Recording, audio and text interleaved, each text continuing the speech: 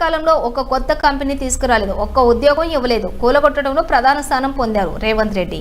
Party మారిన ఎమ్మెల్యేల మీద హైకోర్టులో పిల్ వేశాను. సంతలో పశువులు అమ్ముడుపోయినట్లు ఎమ్మెల్యేలు అమ్ముడుపోతున్నారు. అమెరికాకు రేవంత్ రెడ్డి వెళితే అక్కడ ఎవరు గుర్తుపట్టలేరు. కర్ణాటకలో ఫ్రీ బస్సులో ఎలాంటి రూల్స్ లేవు, ఇక్కడ రూల్స్ పెట్టారు. కేసీఆర్ కాలికోటికి సరిపోదు రేవంత్ రెడ్డి. ప్రజాశాంతి పార్టీ అధ్యక్షుడు కేఏ పాల్ వివరించారు. రాష్ట్ర జిల్లా నియోజకవర్గ కమిటీలు మేము నిర్ణయించడం జరిగింది. ఇప్పుడున్న ప్రధాన మూడు పార్టీలు బీఆర్ఎస్, బీజేపీ, కాంగ్రెస్ పార్టీలు తెలంగాణలో సంపూర్ణంగా విఫలమైందని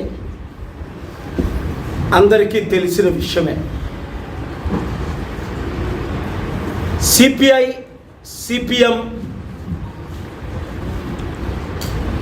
ఒక్కోసారి బీఆర్ఎస్తో ఒక్కోసారి కాంగ్రెస్తో మద్దతు పెట్టుకొని సంపూర్ణంగా సర్వనాశనం అయ్యారు.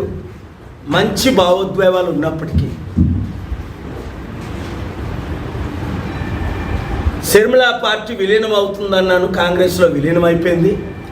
ప్రొఫెసర్ కోదండరామ్ తన ఉనికిని పోగొట్టుకొని ఒక చిన్న పదవి కొరకు ఏ సాగు అమ్ముడుపోయినట్లు ఆయన అవినీతి పార్టీతో చేరనని నాతో చెప్పి ఇదే ఆఫీస్లో ఇప్పుడు మరలా 54 సంవత్సరాలు ప్రధాన అవినీతి పార్టీ అయిన ఈ దేశంలో కాంగ్రెస్ పార్టీలో ఆయన చేరిపోయారు. తెలుగుదేశం పార్టీ సంపూర్ణంగా తెలంగాణలో భూస్థాపితం అయిపోయింది. 54 సంవత్సరాలు కాంగ్రెస్ పాలన చూసాం, 15 సంవత్సరాలు బీజేపీ పాలన చూసాం, 10 సంవత్సరాలు కుటుంబ కేసీఆర్ పాలన చూసాం, దాదాపు 10 నెలలు రేవంత్ రెడ్డి పాలన కూడా చూసాం. కూలగొట్టడంలో ఆయన ప్రధాన స్థానం.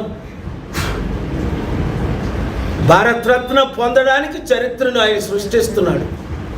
కానీ నిర్మించడంలో ఆయన సంపూర్ణంగా ఫెయిల్ అయిపోబట్టే ఈరోజు 10 నెలలు అయినప్పటికీ ఒక్క కంపెనీ కూడా ఆయన నిర్మించలేకపోయాడు. తెలంగాణలో ఒక్క ఉద్యోగం కూడా ఇవ్వలేకపోయాడు.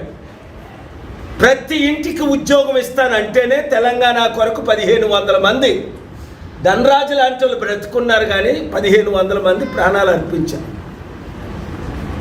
అలాంటిది కేవలం ప్రజాశాంతి పార్టీయే ప్రత్యామ్నాయం అని 50% ఓటు ఉందని జూలై 11 మల్లు రవి కాంగ్రెస్ ఎంపీ ఇదే ఆఫీసులో ఆయన బర్త్డే పార్టీకి వచ్చినప్పుడు, బర్త్డే ప్రేయర్స్కి వచ్చినప్పుడు చెప్పారు. కనుక ఈ చిన్న చిన్న పార్టీల్లో ఉండి నలిగిపోయి అమ్ముడుపోయిన మీ గురువులను వదిలేసి ప్రజాశాంతి పార్టీలోకి అందరూ వచ్చేసేయండి. 3 నెలల తర్వాత సర్పంచ్, ఎంపీటీసీ, జెడ్పీ చైర్మన్లుగా పోటీ చేద్దామన్న ఇండిపెండెంట్లు, ఉద్యోగాలు కావాలి, రైతులకు న్యాయం జరగాలి, అభివృద్ధి